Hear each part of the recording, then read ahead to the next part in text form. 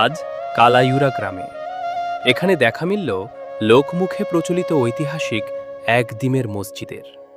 ইতিহাসের ছোঁয়া আর গ্রামীণ পরিবেশ সব মিলিয়ে অসাধারণ মুহূর্ত। কালাইউরা গ্রামের পেছনে রয়েছে নিজস্ব কিছু ইতিহাস ও স্থানীয় জনশ্রুতি। একডিমের মসজিদ বলার পেছনে দুটি প্রধান জনশ্রুতি রয়েছে।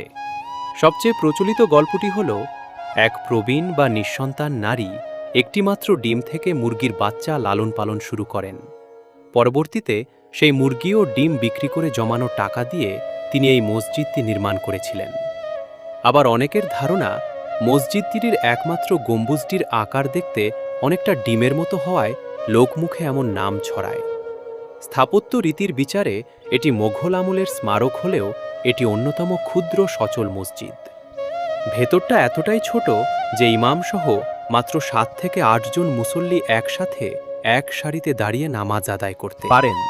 পোড়ামাটি, চুনসুরকি এবং পোক্ত ইট দিয়ে তৈরি এই মসজিদে দৃষ্টিনন্দন একমাত্র গম্বুজ, চার কোণায় ছোট চারটি মিনার এবং চমৎকার কারুকার্য করা মেহরাব রয়েছে। প্রাচীন হলেও এর আভিজাত্য চোখে পড়ার মতো।